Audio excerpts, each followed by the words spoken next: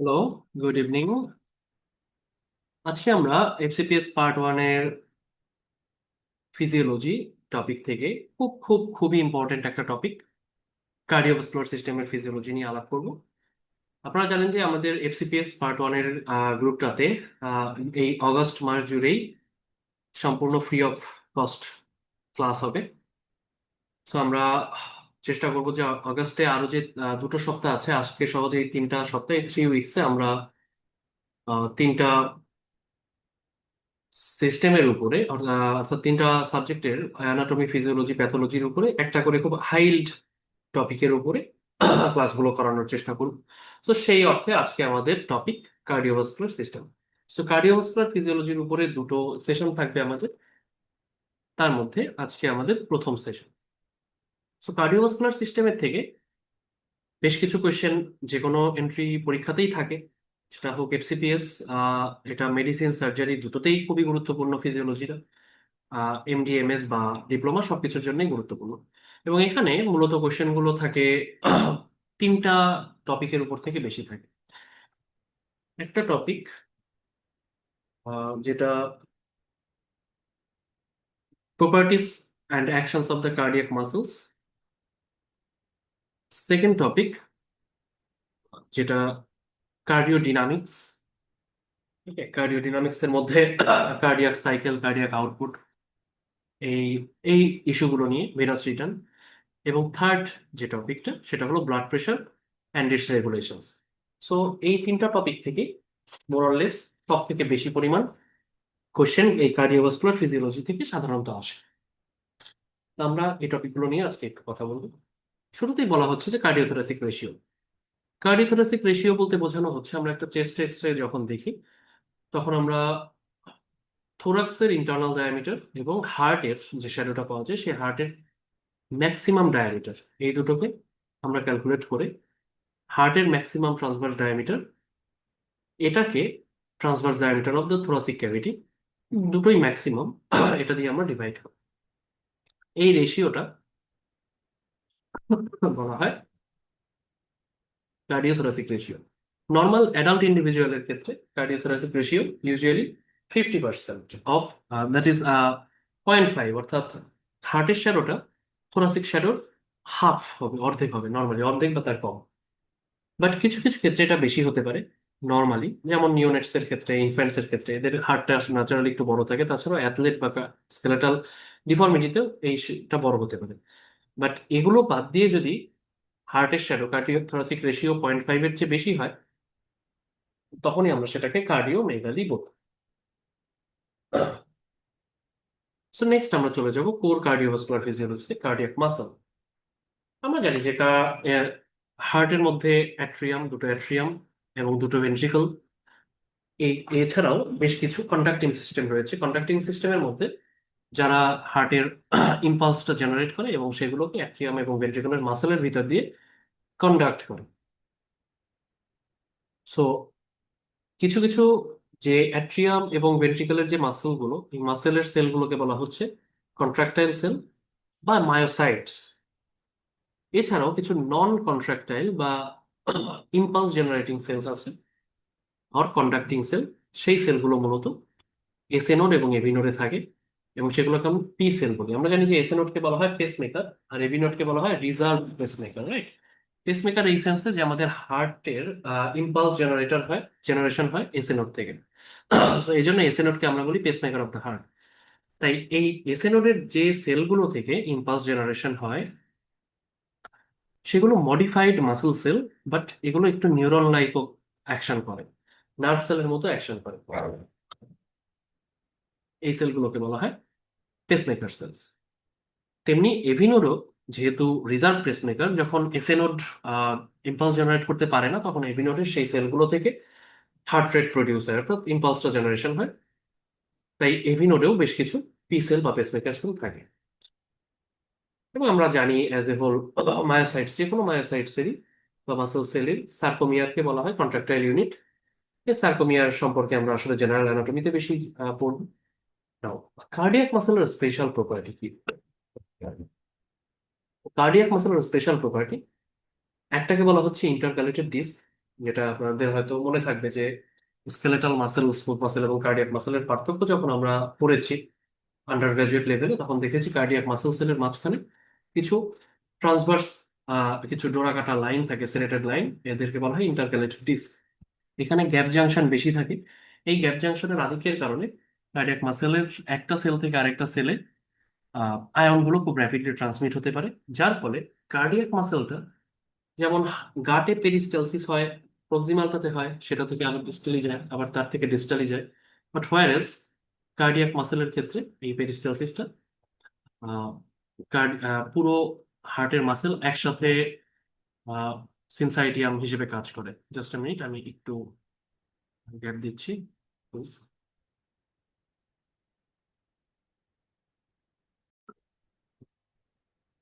Sorry for the disturbance. যেটা বলছিলাম আমরা, যে কার্ডিয়াক মাসেলের কিছু স্পেশাল কন্টেন্টস রয়েছে, একটাকে বলা হচ্ছে ইন্টারকালেটেড ডিস্ক।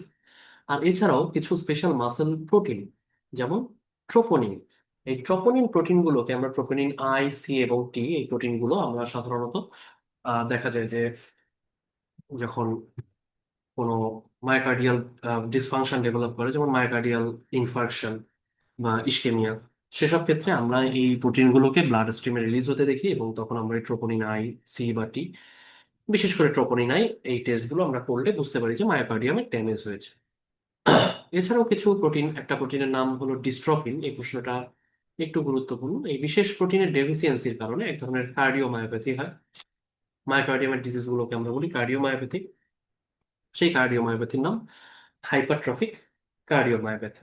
সো হাইপারট্রফিক কার্ডিওমায়োপ্যাথির জন্য দায়ী মূলত আমাদের ডিস্ট্রফিন নামে হার্টের muscle muscle protein. So nutritional supplies to heart muscle. হার্টের মাসেল এর মেটাবলিজম অনেক বেশি, যেহেতু হার্টের মাসেলটা এটা সার্বক্ষণিক তাদেরকে কাজ করতে হয়।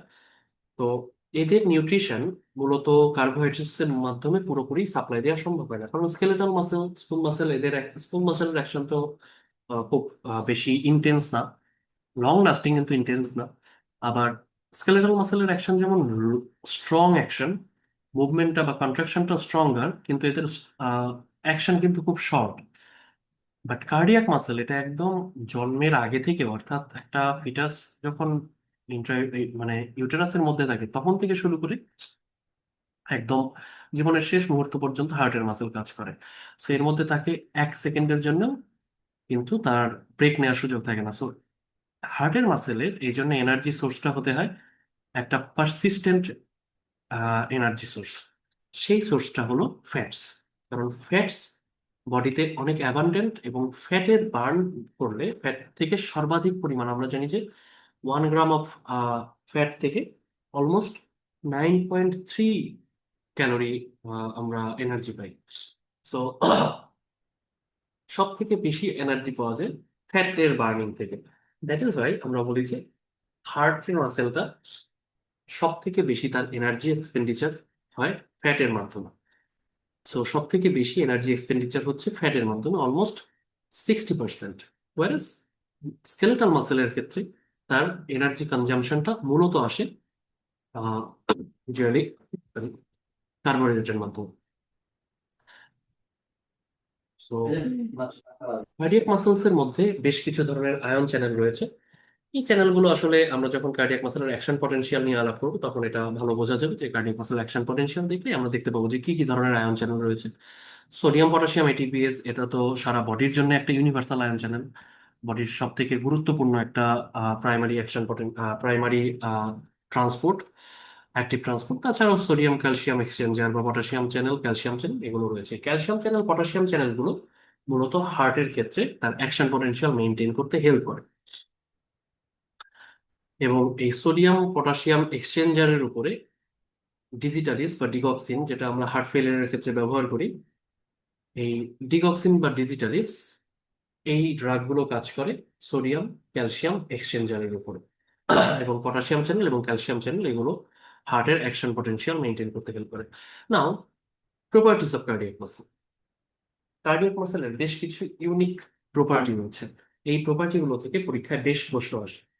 যেমন প্রথম প্রপার্টি যদি আমরা চিন্তা করি, যেটাকে বলা হচ্ছে অটোমেটিসিটি। অটোমেটিসিটি বোঝাই যাচ্ছে অটোমেটিক, অর্থাৎ স্বয়ংক্রিয়। হার্ট হার্টের মাসেলের বা হার্টের অ্যাজ এ হোল মায়োকার্ডিয়ামের ইম্পালস জেনারেট করতে অন্য কারোর উপর নির্ভর করতে হয় না, নিজে নিজেই তার ইম্পালস জেনারেট করতে পারে। এসে নোট, সে নিজের ইম্পালস নিজেই জেনারেট করতে পারে। ওয়ারাস স্কেলেটাল মাসেল বা বিট নিউরন বা স্মুথ মাসেল, তাদের কিন্তু ইম্পালস জেনারেট করতে গেলে এক্সটার্নাল স্টিমুলাসের প্রয়োজন হয়। স্টিমুলাসের রেসপন্সে তাদের ইম্পালসটা জেনারেশন হয়। বাট হার্টের ক্ষেত্রে বিষয়টা এমন না, হার্ট অটোমেটিক্যালি তার ইম্পালস জেনারেট করতে পারে, এটাকে বলা হচ্ছে অটোমেটিসিটি। সেকেন্ড ওয়ান বলা হচ্ছে অটোরিদমিসিটি। একই জিনিস, যেমন ইম্পালস জেনারেট করতে পারে তেমনি হার্ট তার নিজের রিদমটা মেনটেন করতে পারে। যে কারণে আমরা সাধারণত দেখি যে নর্মাল একটা হার্টের হার্ট রেট একটা রিদমিক্যালি, তাই না, একটা সাইনাস রিদম যেটাকে আমরা বলছি কার্ডিওলজির ভাষায়, অর্থাৎ সাইনাস রিদমে আমরা এই হার্ট রেটটাকে পাই। এটাকে বলা হচ্ছে অটোরিথমিসিটি। এক্সাইটেবিলিটি অ্যান্ড কন্ডাক্টিভিটি, এগুলো সেলফ এক্সপ্ল্যানেটরি এই টার্মগুলো। এক্সাইটেবিলিটি মানে হার্ট মাসেলের যে এক্সাইটেড হওয়ার ক্ষমতা, অর্থাৎ যদিও আমরা বলছি যে এটা রিদম বা হার্ট রেট নিজেই জেনারেট করে, তবুও তারা কিন্তু এমন না যে এক্সটার্নাল স্টিমুলাসের উপরে কাজ করে না। এক্সটার্নাল স্টিমুলাসে তাদের এই রেট এবং রিদম কিছুটা চেঞ্জ হতে পারে, বাট জেনারেট তারা নিজেও করতে পারে, অ্যাজ ওয়েল অ্যাজ তারা এক্সটার্নাল স্টিমুলাস দ্বারাও প্রভাবিত হয়। সো এটাকে বলা হচ্ছে এক্সাইটেবিলিটি। যে কারণে আমরা আমরা যখন একটু হেভি ওয়ার্ক করি তখন আমাদের হার্ট রেট বেড়ে যায়, তাই না, একটু দৌড় দিলে হয়তো হার্ট রেট বেড়ে যায়, বা এটা খাওয়া দাওয়ার সাথে রিলেটেড। সো কন্ডাক্টিভিটি বলতে বোঝাচ্ছে যে হার্টের রেট বা রিদম বা ইম্পালস একটা সেল থেকে আরেকটা সেলে কন্ডাক্ট করার ক্ষমতা। যেমন এসএ নোড থেকে এবি নোডে ইম্পালসটা কন্ডাক্টেড হয়, এবি নোড থেকে বান্ডেল অফ হিস থেকে পার্কিনজি ফাইবার, এগুলোতে কন্ডাক্ট কন্ডাকশন হয়। ওকে, এটাকে বলা হচ্ছে হার্টের কন্ডাক্টিভিটি, কার্ডিয়াক মাসেলের কন্ডাক্টিভিটি। তারপর যেটা একটা খুব গুরুত্বপূর্ণ প্রপার্টি, সেটাকে বলা হচ্ছে ফাংশনাল সিনসাইটিয়াম। ফাংশনাল সিনসাইটিয়াম, সিনসাইটিয়াম বলতে আমরা বোঝাই, যেমন আমরা এমব্রায়োলজিতে দেখেছি যে এমব্রায়োর চারদিকে এক ধরনের সেল তৈরি হয় যেটাকে বলা হয় সিনসাইটিওট্রোপ্লাস্ট। ওকে, সিনসাইটিয়াম কথার অর্থ হলো যখন অনেকগুলো সেলের মধ্যে সেল মেমব্রেন লস হয়ে যায়, অর্থাৎ তাদের সাইটোপ্লাজম বা প্রোটোপ্লাজম ফ্রিলি মুভ করতে পারে, একটা আরেকটার সাথে কমিউনিকেট করতে পারে। সো দেখলে মনে হবে শুধু নিউক্লিয়াস রয়েছে, অনেকগুলো নিউক্লিয়াসের মতো, কোনো সেল মেমব্রেন নেই। এটাকে বলা হয় অরিজিনাল সিনসাইটিয়াম। সো হার্টকে সিনসাইটিয়াম কেন বলা হচ্ছে? হার্টকে বলা হচ্ছে ফাংশনাল সিনসাইটিয়াম। যদিও তাদের প্রত্যেকটা সেলের বাইরেই সেল মেমব্রেন দিয়ে তারা আলাদা, সেপারেটেড, তবুও তারা যখন কন্ট্রাকশন করে তখন হার্টের মাসেলের কন্ট্রাকশন কিন্তু নর্মাল স্কেলেটাল বা স্মুথ মাসেলের মতো না। যেমন স্মুথ মাসেল, যেমন আমরা গাটের পেরিস্টালসিস যদি খেয়াল করি, পুরো গাট কিন্তু একসাথে পেরিস্টালসিস হয় না, প্রক্সিমাল পোর্শন হয়, ডিস্টাল পোর্শন ডাইলেটেড থাকে, ডিস্টাল পোর্শনে পেরিস্টালসিস হয়, আবার তার ডিস্টাল পোর্শন, এভাবে আস্তে আস্তে peristaltic wave mouth to Anas আস্তে আস্তে আস্তে আস্তে প্রপালশন হতে থাকে। হার্টের ক্ষেত্রে কি হয়, দুটো অ্যাট্রিয়া একই সাথে কন্ট্রাক্ট করে, যদিও তাদের মধ্যে কিন্তু প্রচুর পরিমাণ মাসেল সেল রয়েছে, আলাদা আলাদা মাসেল ফাইবার রয়েছে, তবুও হার্টের দুটো অ্যাট্রিয়া একসাথে কন্ট্রাক্ট করে, দুটো ভেন্ট্রিকল একসাথে কন্ট্রাক্ট করে। এই জন্য হার্টকে বলা হচ্ছে ফাংশনাল সেন্সাইটিয়াম, এবং এদের অ্যাট্রিয়াল এবং ভেন্ট্রিকুলার দুই ধরনের সেন্সাইটিয়াম রয়েছে। সো অ্যাট্রিয়াল দুটো সেন্সাইটিয়াম তারা যেমন একসাথে কন্ট্রাক্ট করে, ভেন্ট্রিকুলার সিনসাইটিয়াম দুটো একসাথে কন্ট্রাক্ট করে।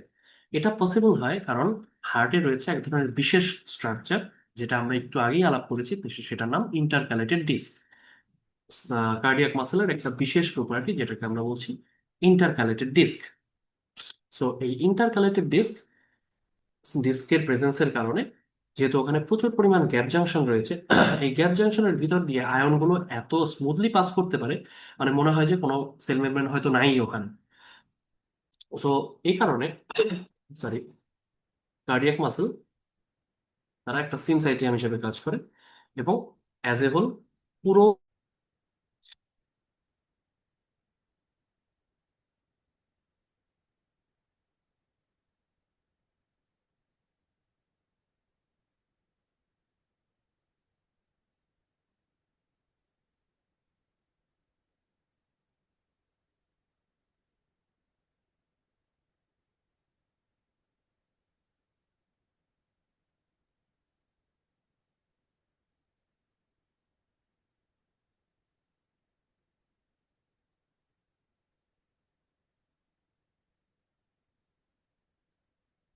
Sorry for the network failure.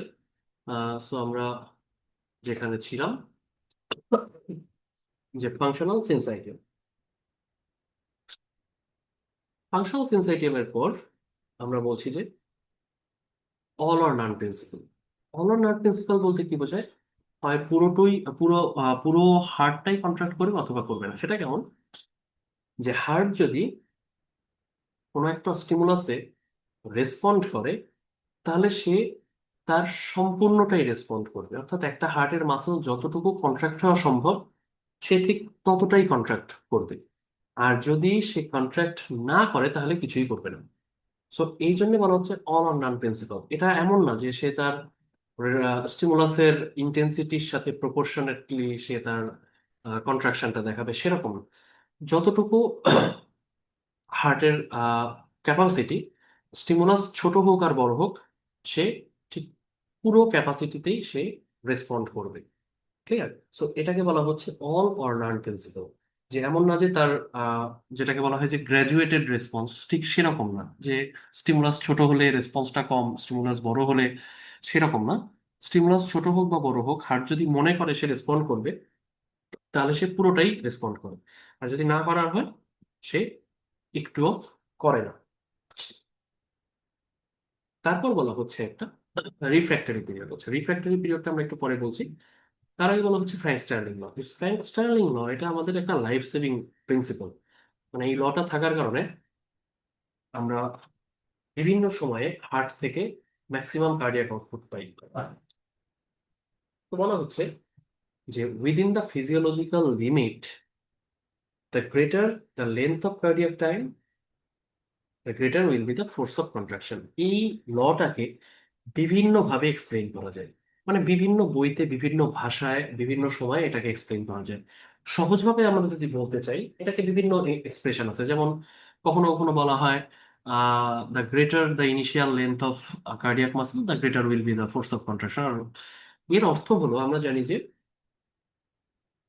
সারা আমাদের পুরো বডি থেকে সুপিরিয়র এবং ইনফেরিয়র ভেনা কাভা, এই দুটো ভেনা কাভার মাধ্যমে ব্লাড ফিরে আসে আমাদের রাইট অ্যাট্রিয়াম।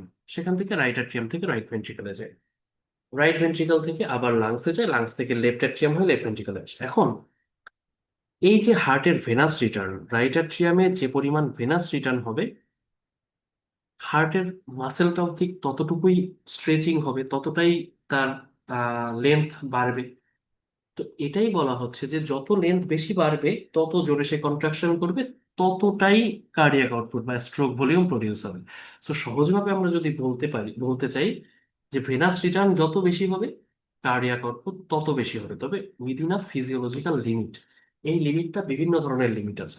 হার্ট রেটের লিমিট আছে, ব্লাড প্রেশারের লিমিট আছে, ভেসেল ওয়ালের ইলাস্টিসিটি বা ব্লাডের ভিসকোসিটি, অনেকগুলো ফ্যাক্টর এখানে আছে। বাট সবগুলো ফ্যাক্টর যদি নর্মাল থাকে, তাহলে হার্টে ভেনাস রিটার্ন যত বেশি হবে,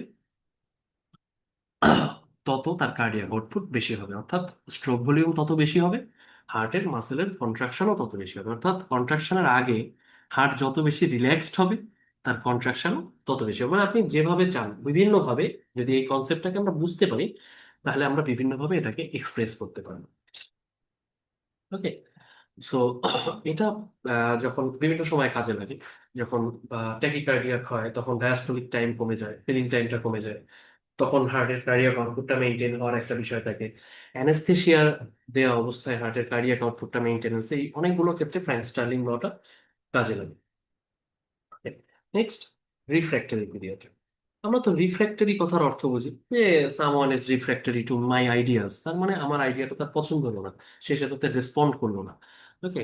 রিফ্র্যাকশন, যেমন রিফ্র্যাকশন মানে আমরা সহজ বাংলায় শুনেছি প্রতিসরণ, আলোর প্রতিসরণ।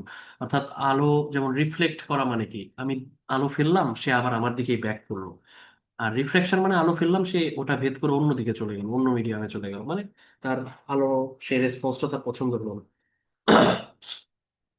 তেমনি রিফ্র্যাক্টরি পিরিয়ড কথার অর্থ হলো হার্টে আমি কোনো স্টিমুলাস দিলাম, কিন্তু হার্ট সেটাতে কোনো রেসপন্ড করলো না, হার্টের মাসেলের কোনো কন্ট্রাকশন দেখা গেল না, এটাকে বলা হয় রিফ্র্যাক্টরি পিরিয়ড। তো যে সময়টাতে হার্ট একেবারেই কন্ট্রাকশন করে না, সেটাকে বলা হয় অ্যাবসলিউট রিফ্র্যাক্টরি পিরিয়ড। যে সময়টাতে হার্ট কিছুটা কন্ট্রাকশন দেয়, সাব অপটিমাল, অর্থাৎ যতটুকু হওয়ার কথা ছিল ঠিক ততটা না, খুব মানে ভেরি ভেরি স্ট্রং একটা স্টিমুলাস দিলে কিছুটা রেসপন্ড করে, সেটাকে বলা হয় রিলেটিভ রিফ্র্যাক্টরি পিরিয়ড। এটা অনেকটা অল অর নান প্রিন্সিপালের একটা এক্সেপশন, তবে এই এক্সেপশনটাকে আমরা ধরি না, কারণ এখানে অনেক স্ট্রং একটা স্টিমুলাসের রেসপন্সে খুবই সামান্য রেসপন্স পাওয়া যায়। সো অ্যাবসলিউট, সো বলা হচ্ছে যে it is the period during which heart muscle is unresponsive to any type of external stimulus. Okay, so এই ডিউরেশনটা বলা হচ্ছে 0.3 সেকেন্ড, এবং এটা দুই ধরনের। একটা 0.25 সেকেন্ড থাকে একদম অ্যাবসলিউট রিফ্র্যাক্টরি পিরিয়ড, এই সময়গুলো আমাদের মনে রাখতে হবে। মনে হচ্ছে whole depolarization plus 1/3 of the repolarization আমরা দেখবো অ্যাকশন পটেনশিয়াল, এবং লাস্ট 2/3 অফ দ্য রিপোলারাইজেশন, যখন আবার হার্টের আকার মেমব্রেন পটেনশিয়াল রেস্টিং এর দিকে ফিরে যায়, যেতে যেতে শেষের দিকে সে কিছুটা রেসপন্ড করলেও করতে পারে যদি অনেক বড় একটা অনেক স্ট্রং একটা স্টিমুলাস দেওয়া হয়। এটা অনলি 0.5 সেকেন্ড, 0.5 সেকেন্ড।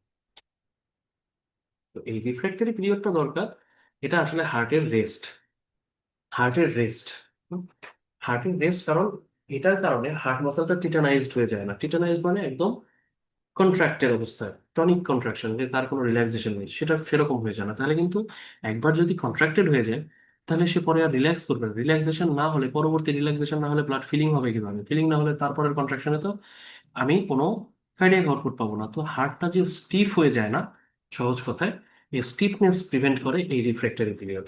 রিফ্র্যাক্টরি পিরিয়ডটা হার্টের না থাকলে হার্ট একদম স্টিফ হয়ে যেত, সেক্ষেত্রে সে আর পরবর্তী কোনো কন্ট্রাকশনে যেতে পারতো না। এই জন্য হার্ট মাসলটা টিটানাইজড হয় না, সে ফ্যাটিকড হয়ে যায় না, এবং প্রপার হার্ট মাসেলের যে প্রপার অক্সিজেন এবং নিউট্রিশন, এটা এই রিফ্র্যাক্টরি পিরিয়ড থাকার কারণে এটা এনশিওর। এরপর আমরা আসছি কার্ডিয়াক অ্যাকশন পটেনশিয়াল। আমরা নর্মালি অ্যাকশন পটেনশিয়াল জানি যে নর্মালি রেস্টিং মেমব্রেন পটেনশিয়াল থাকে নেগেটিভ, তাই না? এটা যেহেতু আমাদের আহ, যদি আমাদের জেনারেল ফিজিওলজি কনসেপ্ট আমাদের একটু মনে থাকে, যে সোডিয়াম আয়ন সেলের বাইরে বেশি থাকে, সেলের ভিতরে কম। সো সোডিয়াম সেলের ভিতরে ঢোকার চেষ্টা করে, আর পটাশিয়াম সেলের ভিতরে বেশি থাকে, সেলের বাইরে কম। সো পটাশিয়াম বাইরে যাওয়ার চেষ্টা করে বেশি। সো যেহেতু পটাশিয়াম আয়নের গ্রেডিয়েন্টটা অনেক বেশি সোডিয়াম আয়নের চেয়ে, সোডিয়াম দেখা যায় সেলের বাইরে থাকে 140, ভিতরে থাকে 10, মানে 14 গুণ বেশি। ওয়ারাস পটাশিয়াম সেলের ভিতরে থাকে 140, বাইরে মাত্র 4, এভারেজ যদি আমরা করি, মানে 35 গুণ বেশি। তাহলে স্বাভাবিকভাবেই পটাশিয়ামের স্পিড বেশি হবে বাইরে যাওয়ার। সো অ্যাজ এ হোল, এছাড়াও সোডিয়াম পটাশিয়াম পাম্প, যারা 3টা সোডিয়াম বাইরে বের করে দেয়, 2টো সোডিয়াম ভিতরে, পটাশিয়াম ভিতরে আনে, সো সব মিলে দেখা যায় ভিতরে অলমোস্ট -90 মিলিভোল্টের একটা নেগেটিভ পটেনশিয়াল সেলের ভিতরের দিকটায় থাকে। এটাকে আমরা বলি রেস্টিং মেমব্রেন পটেনশিয়াল। কিন্তু এই রেস্টিং নেগেটিভ পটেনশিয়ালে তো কেউ টাচ করবে না, তাই না? নেগেটিভ পটেনশিয়াল বলে কেউ স্টিমুলেশন পাবে না, সো কোনো রেসপন্স আসবে না। তো রেসপন্স আনতে গেলে আমাকে স্টিমুলাস দিয়ে সেখানে পজিটিভ পটেনশিয়ালে নিতে হবে। এই যে একটা স্টিমুলাস দিলে নেগেটিভ থেকে জিরো হয়ে পজিটিভে যায়, এটাকে বলা হয় ডিপোলারাইজেশন। ডিপোলারাইজেশন। এবং কাজ শেষ হয়ে গেলে আবার সে অটোমেটিক্যালি নেগেটিভে ফিরে আসে, এটাকে বলা হয় রিপোলারাইজেশন। নর্মাল সেলগুলোতে, অন্যান্য যে কন্ট্রাকটাইল সেলগুলো আছে, সেই সেলগুলোতে ডিপোলারাইজেশন হয় সাধারণত সোডিয়াম আয়নের জন্য। সব জায়গাতে ডিপোলারাইজেশন হয় সোডিয়াম আয়ন, সোডিয়াম চ্যানেলগুলো ওপেন হয়ে যায়, সে র্যাপিড সোডিয়াম ইনফ্লাক্স হয়, সেলের ভিতরে সোডিয়াম ঢুকতে থাকে। সেলের ভিতরে সোডিয়াম ঢুকতে গেলে ভিতরের যে নেগেটিভ পটেনশিয়াল সেটা আস্তে আস্তে আস্তে আস্তে রিকভার হয়ে হয়ে পজিটিভে চলে যায়। পজিটিভে যাওয়ার পর তখন সোডিয়াম চ্যানেলগুলো অটোমেটিক্যালি বন্ধ হয়ে যায়। অটোমেটিক যখনই সে বন্ধ হয়ে যায়, তখন আস্তে আস্তে আবার পটাশিয়াম চ্যানেল ওপেন হয়। পটাশিয়াম চ্যানেল ওপেন হওয়ার অর্থই হলো পটাশিয়াম আবার সেলের ভিতর থেকে বাইরের দিকে যেতে থাকে, আবার যেই কে সেই সেই নেগেটিভেই আস্তে আস্তে ফিরে যায়। এইগুলো বারবার চলতে থাকে, এগুলোকে বলা হয় অ্যাকশন পটেনশিয়াল। কার্ডিয়াক মাসেলে, মাসেল যেগুলো, মায়োসাইটস যেগুলো, এদের অ্যাকশন পটেনশিয়ালটা একটু ডিফারেন্ট। এসএ নোড, এবি নোডের অ্যাকশন পটেনশিয়ালটা অলমোস্ট সেলের মতোই, বাট ভেন্ট্রিকুলার মাসেলের বা অ্যাকচুয়াল মাসেল একটু কম, আমি বলছি ভেন্ট্রিকুলার মাসেলের অ্যাকশন পটেনশিয়ালটা একটু ডিফারেন্ট। ওকে, একটু ডিফারেন্ট। তো এক্ষেত্রে অ্যাকশন পটেনশিয়ালটা কেমন আমরা একটু এই ফিগারটা দেখে বুঝতে পারবো।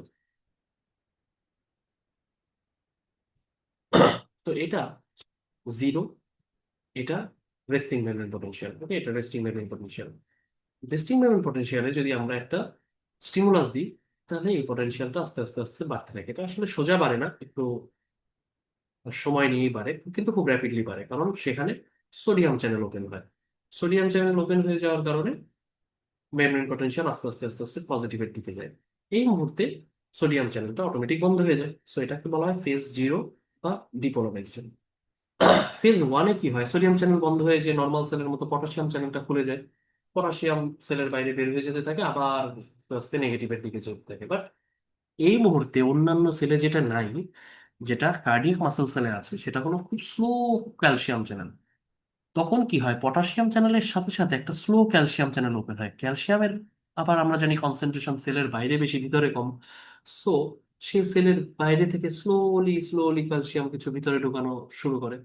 সো এই পটাশিয়াম বাইরে যাচ্ছে আর ক্যালসিয়াম ভিতরে ঢুকছে, দুয়ে মিলে একটা ব্যালেন্স থাকে। সো দেখুন এই যে ইয়েলো পোর্শনটা, অর্থাৎ ফেজ টু, এই সময়টাতে কিন্তু অ্যাকশন পটেনশিয়াল পজিটিভও যাচ্ছে না, নেগেটিভও যাচ্ছে না, একটা ফ্ল্যাট লাইন মেনটেন করছে। এই ফ্ল্যাট লাইনটাকে বলা হয় প্ল্যাটু ফেজ। এই ফ্ল্যাট লাইনটাকে বলা হয় plateau phase, that is the unique for cardiac muscles, plateau phase. তারপর যখন ক্যালসিয়াম চ্যানেল বন্ধ হয়েছে, তখন আবার সেই অন্যান্য সেলগুলোর মতোই সে আবার রিপোলারাইজেশন শুরু হয়। এবং নাম্বার ফেজ ফোর কে বলা হয় রেস্টিং মেমব্রেন পটেনশিয়াল। তাহলে depolarization, early repolarization, plateau phase, then late repolarization, এই মিলে হচ্ছে কার্ডিয়াক মায়োসাইটস এর অ্যাকশন পটেনশিয়াল। কার্ডিয়াক মায়োসাইটস এর অ্যাকশন পটেনশিয়াল এখানে ঠিক সেগুলোই বর্ণনা করা হয়েছে, যে ডিপোলারাইজেশন, পার্শিয়াল রিপোলারাইজেশন, প্ল্যাটু, যেটা পেসমেকার টিস্যুতে থাকে না, শুধুমাত্র আমরা বলছিলাম যে শুধুমাত্র কার্ডিয়াক মায়োসাইটে থাকে। পেসমেকার টিস্যুর পটেনশিয়ালটা সেলের মতোই, rapid repolarization and then resting membrane potential. তো এগুলোই আমাদের অ্যাকশন পটেনশিয়াল। তো এখানে কিছু অ্যাকশন পটেনশিয়াল, প্ল্যাটু, এগুলো পার্থক্য দেখানো হয়েছে পেস মেকার এবং নন পেস মেকার টিস্যুর মধ্যে। যে মূল পার্থক্য যেটা, যে এস নোড এবি নোডে প্ল্যাটু থাকে না, কিন্তু এস নোড এবি নোডে একটা জিনিস থাকে যেটা অন্যান্য সেলে থাকে না। আমরা অন্য নর্মাল সেলের কথা বলছিলাম বা মায়োসাইটের কথা, যেমন এখানে স্টিফলি উঠে যায়। এস নোড এবি নোডের ক্ষেত্রে ডিপোলারাইজেশন শুরু হওয়ার আগে ইনিশিয়ালি রিপোলারাইজেশনটা একটু পজিটিভের দিকে যায়, বাট খুব স্লোলি। এটাকে বলা হয় প্রি পটেনশিয়াল বা পেসমেকার পটেনশিয়াল। এটাকে বলা হয় প্রি পটেনশিয়াল বা পেসমেকার পটেনশিয়াল। এই পেসমেকার পটেনশিয়াল বা প্রি পটেনশিয়ালটা এক্সেনোড এভিনোডের একটা বৈশিষ্ট্য। এমসিকিউ এর জন্য একটা গুরুত্বপূর্ণ টপিক, যে compounds and ions required for the myocardial contraction, যেমন ATP, calcium channel, magnesium ion, ATP, calcium ion এবং ম্যাগনেসিয়াম আয়ন। এটা এমসিকিউ এর জন্য একটু প্রয়োজনীয় প্রশ্ন। এই তিনটা কম্পোনেন্টস আমাদের কার্ডিয়াক মাসেল কন্ট্রাকশনের জন্য প্রয়োজন। সো ক্যালসিয়ামের ইফেক্ট বলা হচ্ছে, যদি ক্যালসিয়াম বেশি হয় তখন আমরা এটাকে বলি ক্যালসিয়াম রাইগর। ডিজিটালিস দিলে ডিজিটালিস টক্সিসিটি, ক্যালসিয়াম রাইগর, এগুলো হতে পারে যদি ক্যালসিয়াম বেশি হয় হাইপার ক্যালসিমিক স্টেটে। আর হাইপোক্যালসিমিয়াতে আমরা ইসিজিতে কিউটি প্রolongation পাই। আমরা ইসিজি চেঞ্জেস অফ ইলেকট্রোলাইটস দেখবো পরবর্তীতে। সো হাইপোক্যালসিমিয়াতে আমরা কিউটি প্রolongation পাই, ওয়ারাস হাইপার ক্যালসিমিয়াতে আমরা ক্যালসিয়াম রাইগর বা ডিজিটালিস টক্সিসিটি ডেভেলপ করি। এবং এই ক্যালসিয়াম আয়নটাই আমাদের মূল আয়ন, যেটা বলা হচ্ছে responsible for cardiac action potential, myocardial contractility. এটাই মূল আয়ন। ক্যালসিয়াম আয়নটাই হার্টের ইম্পর্টেন্ট একটা আয়ন, যেটা অ্যাকশন পটেনশিয়াল বা পেসমেকার পটেনশিয়াল সবকিছুর জন্যই রেসপন্সিবল ক্যালসিয়াম আয়ন। সো যেটা আমরা বলছিলাম যে calcium rigor, what is calcium rigor? Calcium rigor মানে যে ইসিএফ এ যদি ক্যালসিয়াম কনসেন্ট্রেশন বাড়ে, এটা মায়োকার্ডিয়াল কন্ট্রাক্টিলিটি এতই বাড়িয়ে দেয় যে আলটিমেটলি হার্ট ডায়াস্টল করতে ভুলেই যায়, একদম সিস্টোলে আটকে থাকে। ওকে, তো এটাকেই বলা হচ্ছে, আমরা যেমন রাইগর মর্টিস শুনেছি, যে একদম বডিটা মারা যাওয়ার পর হঠাৎ করে কন্ট্রাক্টেড হয়ে থাকে, অনেক বডি কিন্তু উঠে বসে পড়ে, মানে কন্ট্রাকশনের কারণে বসে পড়ে। সো এই রাইগর মর্টিসের মতোই এটা কার্ডিয়াক রাইগর বা ক্যালসিয়াম রাইগর, যেটা এত বেশি কার্ডিয়াক ক্যালসিয়াম কনসেন্ট্রেশন বেশি থাকে যে হার্ট আলটিমেটলি সিস্টোলে অ্যারেস্ট হয়ে যায়। তো এটাকে বলা হয় ক্যালসিয়াম রাইগার। তো নেক্সট আমাদের junctional tissues of heart. Junctional tissues বা কন্ট্রাক্টাইল টিস্যু বা conducting system of the heart আমরা যেটাকে বলি, আমরা জানি যে পাঁচ ধরনের কন্ডাক্টিং সিস্টেমের পাঁচ ধরনের কম্পোনেন্ট রয়েছে। একটাকে বলা হয় এসএ নোড, একটা AV node, bundle of His, right and left bundle branch, এবং ফাইনালি পার্কিনজি ফাইবার। তো এর মধ্যে তিনটা জিনিস ইম্পর্টেন্ট, মূলত এসএ নোড, এভি নোড এবং bundle of sorry Purkinje fibre. এরা তিনজন ইম্পালস জেনারেটিং। এদের মধ্যে পেসমেকার সেল রয়েছে, এরা ইম্পালস জেনারেটিং। বাকিরা ইম্পালসটাকে কন্ডাক্ট করে, তারা ইম্পালস সাধারণত জেনারেট করে না, কখনো কখনো বলা হয় বান্ডেল ব্রাঞ্চ গুলো করতে পারে, but usually SA node, AV node এবং পার্কিনজি ফাইবার এরাই ইম্পালসটা জেনারেট করে। তো এসএ নোডের লোকেশন, এটা রাইট অ্যাট্রিয়ামে থাকে আমরা জানি। এসএ নোডের আহ, এটার ইম্পালস জেনারেশন ক্ষমতা যেটা নর্মালি আমাদের বডিতে হয় সেটা 70 to 80 এবং 60 to 100। নর্মাল যে হার্ট রেট সেটা এসএনওডেরই প্রপার্টি। সো এটা স্পন্টেনিয়াস জানি আমরা, ডিপোলারাইজেশন করে, এবং এসএনওডের যে রিদমটা এটা আমরা বুঝতে পারি ইসিজিতে পিওএফ দেখে। So POF is for SA node. যখনই ইসিজিতে পিওএফ থাকে তখনই আমরা সেটাকে বলি সাইনাস রিদম। ওকে, সেটা ট্যাকিকার্ডিয়া হোক ব্রেডিকার্ডিয়া যাই হোক না কেন, যখনই আমাদের ইসিজিতে পিওএফ থাকে তখন আমরা সেটাকে বলি সাইনাস রিদম। এসএনএফ থেকে ইভিনোডে যাওয়ার জন্য তিনটা ইন্টারনোডাল পাথওয়ে আছে, মানে আমাদের খুব একটা জরুরি না, অ্যান্টেরিয়র, মিডল এবং পোস্টেরিয়র। এরপরে এভিনোড, এভিনোডটা থাকে অ্যাট্রিওভেন্ট্রিকুলার নোড, সো অ্যাট্রিওভেন্ট্রিকুলার জাংশনে। ওকে, অ্যাট্রিওভেন্ট্রিকুলার জাংশনে, অ্যাট্রিওভেন্ট্রিকুলার জাংশনে এভিনোড। এটার impulse generation capacity 40 to 16 impulse per minute. এবং এসএনওড থেকে এভিনোডের ইম্পালস আসার পর এভিনোড কিছুক্ষণ সেখানে ডিলে করে, কিছুক্ষণ ডিলে করে। এই ডিলেটাকে বলা হয় এভিনোডাল ডিলে। এভিনোডাল ডিলের কারণে এসএনওড থেকে সমস্ত ইম্পালস এভিনোডে আসে, তারপর সেটা ভেন্ট্রিকলে যায়। সো এমন না যে যদি এভিনোডাল ডিলেটা না থাকতো তাহলে যেটা হতো, এসএনওড থেকে কিছু ইম্পালস এভিনোডে যেত, এভিনোডে গিয়ে সেটা ভেন্ট্রিকলে চলে যেত, আবার কিছু ইম্পালস আসতো, ততক্ষণে ভেন্ট্রিকলেতে ইম্পালস চলে আসছে, তখন অ্যাট্রিয়াম পুরো কন্ট্রাকশন শেষ হওয়ার আগে ভেন্ট্রিকল কন্ট্রাকশন করা শুরু করে দিত। সো এতে যেটা হতো যে ভেন্ট্রিকলে পুরো ব্লাড এখনো পৌঁছায়নি অ্যাট্রিয়াম থেকে, কিন্তু ভেন্ট্রিকল সে তার কন্ট্রাকশন শুরু করে দিচ্ছে, আর সে ব্লাড নিবে না। তাহলে কিন্তু এটা ভেনাস রিটার্নের অপচয় হতো, যতটা ভেনাস রিটার্ন আসলো কার্ডিয়াক আউটপুটে সেটা কাজে লাগতো না। তাই আমরা কার্ডিয়াক সাইকেলের একটা রুলের ক্ষেত্রে দেখব যে অ্যাট্রিয়ামের কন্ট্রাকশন এবং ভেন্ট্রিকুলার কন্ট্রাকশন কখনোই একসাথে হয় না।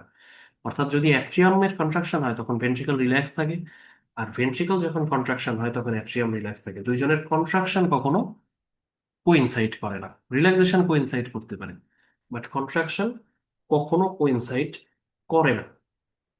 সেটা এই এভিনোডাল ডিলের কারণে, এই এভিনোডে কিছুটা ডিলে হওয়ার কারণে পুরো ইম্পালসটা ভেন্ট্রিকলে পৌঁছায়, তারপর ভেন্ট্রিকল মানে অ্যাট্রিয়ামের কন্ট্রাকশন শেষ হয়, তারপর ভেন্ট্রিকল তার কন্ট্রাকশন শুরু করে। এরপর bundle of his. Bundle of his মানে এভিনোড থেকে দুটো ভেন্ট্রিকলে ছড়িয়ে যাওয়ার আগে ছোট্ট একটা কমন পাথওয়ে থাকে, সেই কমন পাথওয়েকে বলে বান্ডেল অফ হিজ। এরপর right bundle branch, left bundle branch, এবং finally Purkinje fiber. Purkinje fiber মানে একটা জালের মতো ফাইবার যেটা পুরো ভেন্ট্রিকলে ছড়িয়ে থাকে, পুরো ভেন্ট্রিকলে ছড়িয়ে থাকে। পার্কিনজি ফাইবারের ভেলোসিটি অফ কন্ডাকশন সব থেকে বেশি, conduction velocity 4 metre per second. এটা সব থেকে বেশি, হাইয়েস্ট কন্ডাকশন ভেলোসিটি, এবং এটার রেট সব থেকে কম, 15 থেকে 40। যখন আমরা কমপ্লিট হার্ট ব্লক নিয়ে আলোচনা করি, আমরা কমপ্লিট হার্ট ব্লকের রেট কিন্তু এরকম 15 থেকে 40-এর মধ্যে পাই। কেন পাই? কমপ্লিট হার্ট ব্লক মানে এভি ডিসোসিয়েশন, মানে অ্যাট্রিয়ামের সাথে আর ভেন্ট্রিকলের কোনো সম্পর্ক নেই, কোনো মানে অ্যাট্রিয়ামের কোনো ইম্পালসই ভেন্ট্রিকলে পৌঁছাতে পারছে না, কারণ এভিনোড সম্পূর্ণই ব্লকড হয়ে আছে। কমপ্লিট ব্লক, হার্ট ব্লক মানে এভিনোডাল ব্লক। সো কমপ্লিট হার্ট ব্লকের সময় কি হয়, তখন ভেন্ট্রিকলকে তার নিজের খাবার নিজের জোগাড় করতে হয়, নিজের রেসপন্স নিজেকে তৈরি করে নিতে হয়, that is the Purkinje fibre. এই পার্কিনজি ফাইবার তখন নিজের মতো নিজে ইম্পালস জেনারেট করে। এই জন্য আপনারা খেয়াল করে দেখবেন যে কমপ্লিট হার্ট ব্লকের যে ইসিজি, সেই ইসিজিতে রেট কখনোই 40 এক্সিড করে না, কারণ ভেন্ট্রিকল বা পারকিনজি ফাইবারের রেট জেনারেশন ক্যাপাসিটি 15 থেকে 40। সো এখানে পেসমেকার টিস্যুগুলোর কথা বলা হয়েছে, pacemaker tissue SA node, AV node এবং Purkinje fibre. So AV nodal delay রয়েছে, আমরা যেটা বলছিলাম এভিনোডাল ডিলে। এই এভিনোডাল ডিলের কারণে বলা হয়েছে complete atrial contraction occurs before the ventricular contraction begins. তার কারণে অ্যাট্রিয়াম পুরোটা ব্লাড ভেন্ট্রিকলে পাঠায়, তারপর ভেন্ট্রিকল তার কন্ট্রাকশন শুরু করে। ওকে। এবং এভিনোডাল ডিলের কিছু কারণও রয়েছে, যেমন এভিনোডের মাসেল ফাইবার গুলো শর্ট, এটার রেস্টিং মেমোরি পোটেনশিয়াল বেশি নেগেটিভ, যে কারণে এর পজিটিভে যেতে যেতে সময় লাগে।